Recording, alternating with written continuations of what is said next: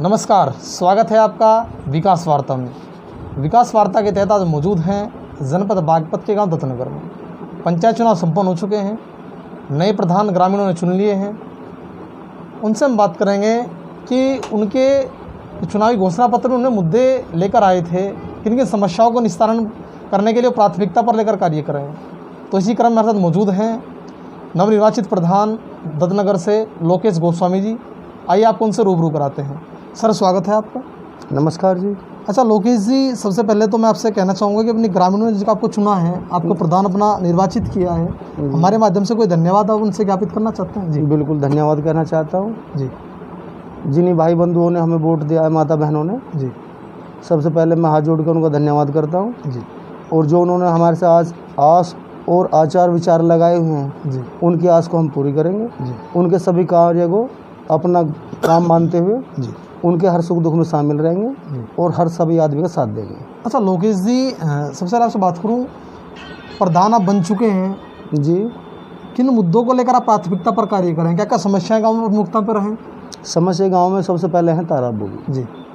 कि गांव के जितने भी तालाब हैं, करीबन कोई, मेरी उम्र 35-36 साल है जी।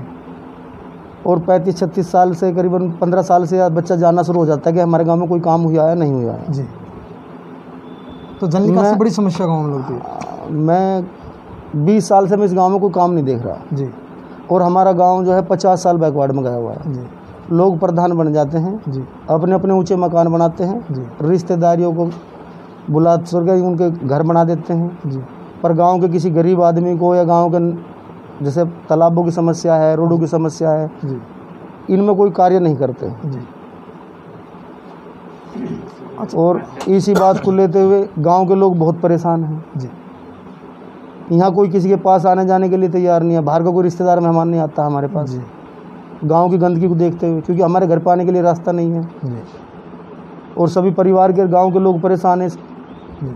रोडों से, रास्तों में पानी भरा हुआ, आपने भी देखा है अभी आके। जी। अच्छा, युवाओं को लेकर आप कुछ काम ऐसा कोई करना चाहते हैं? युवा इससे जैसे शिक्षा को लेकर या फिर खेल स्टेडियम वगैरह या फिर कैरियर काउंसलिंग को लेकर? हाँ जी, हाँ। जो युवा लोग हैं उनके लिए हम चाहते हैं कि फील्ड में, जैसे कि हमारा फील्ड जो है वो थोड़ा ख़राब हुआ हुआ है जी। उसको पिच को हम सही करावें। जी। स्कूल में हम थोड़ा घना और कार्य करवावें, एक आध कमरा बढ़वावें। जी। मास्टरों को एक दूसरे से कहें कि हमें बच्चों को शिक्षा अच्छी दें। जी। तो उस बात को लेते हुए अपना सभी परिवार के लोगों, मैं ये चाहूँगा जब भी मैं जितना भी काम करूँ, गांव के 10-20 आदमी मेरे साथ रहें और उनके ही कहने के अनुसार मैं गांव में काम करूँ, कोई भी काम करूँ।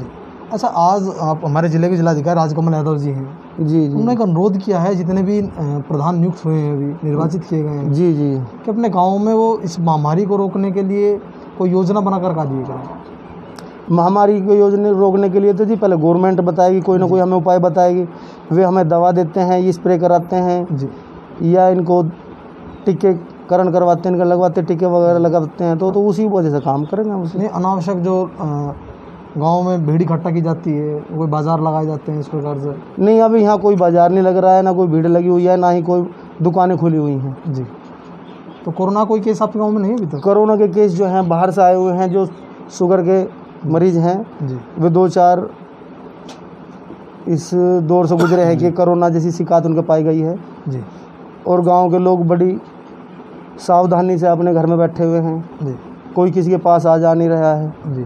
जैसे कि मेरे पास मेरे भाई बंधु बैठे हुए हैं, तो ये मेरे बुलाए हुए हैं। जी। आप आए तो मैंने फ़ोन करके बुला लिया, भाई वे आए हुए हैं तो आप आ जाओ। जी। और नहीं, यहाँ कोई किसी से मिलजुल नहीं रहा है। जी। अच्छा, सब अपने घर पर बैठे हुए हैं। बीमारी से बहुत बहुत खतरा बढ़ा हुआ है। अच्छा लोकेश जी, मैं आपसे बात करूं, हाँ जी।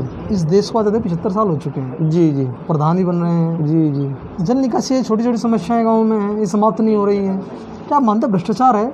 बिल्कुल जी, भ्रष्टाचार है, बिल्कुल मानते हैं। कौन जिम्मेदार रहा है इसके लिए अभी तक? जो पिछले प्रधान रहे हैं वे जिम्मेदार हैं इस गांव के। कहीं ना कहीं अधिकारी वर्ग सरकारी का भूमिका है। बिल्कुल जी, उन्होंने भी गलती करी हुई है। जी। जो प्रधानों के लिए यहाँ जोड़ पास के पैसे दे रहे हैं, भाई तालाब पास कर दिया उन्होंने, कागजों में पास हुआ, यहाँ सफाई नहीं हुई। जी।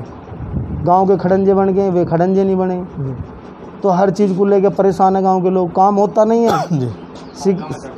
कागजों में चढ़ जाता है, सेक्रेटरी आते हैं, कोई एडियो आता है जी साइन कर देता है, काम हो गया, जय श्री राम हुआ। जी।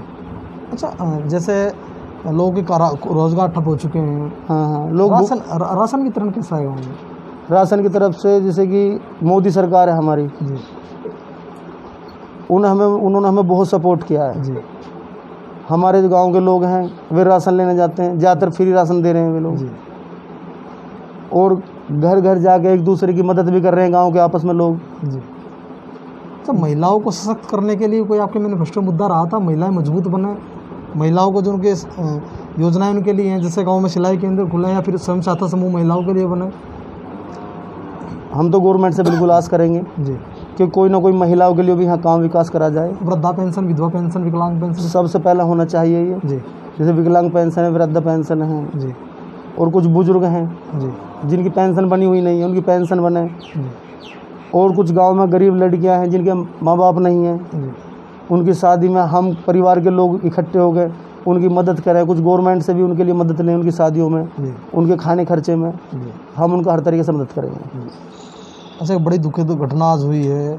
इस क्षेत्र से 7 बार सांसद रहने वाले अजीत सिंह आज नहीं रहे। जी, कोई श्रद्धांजलि अर्पित हमारे माध्यम से करना चाहते हैं? अजीत सिंह के लिए हम भगवान से प्रार्थना करेंगे कि भगवान उनकी आत्मा को शांति दे, और वे जैसे भी रहे हमारे क्षेत्र के लिए बहुत भले और बहुत अच्छे इंसान रहे हैं। उन्होंने हमारे क्षेत्र के लिए बहुत बहुत काम किया है, बहुत हमारे क्षेत्र के लोगों के लिए इज्जत और सम्मान दिया है, और हमारा घर जैसा परिवार जैसा उनसे संबंध रहा हुआ है। अच्छा लोकेश जी, एक आखिरी मेरी अपील आपसे, आपके वहाँ से कोई शहीद हुआ है? कोई शहीद? हाँ जी, शहीद हुए हैं। क्या नाम है, बता सकते हैं? सुभाष गिरी, सनोप सूरज भान गिरी। उनके नाम से कोई द्वार, स्मारक या मूर्ति का कोई कुछ नहीं बना हुआ है। आप प्रधान बने हैं तो कोई इसको लेकर कार्य कोई बिल्कुल पहल करेंगे आप इसको? हाँ बिल्कुल करेंगे। इसका जितना भी हमारे से गेट की समस्या है, या मेरे जो शहीद हुए हैं अंकल, उनकी मूर्ति की स्थापना करी जाए, तो ऐसा जरूर कराएं जी।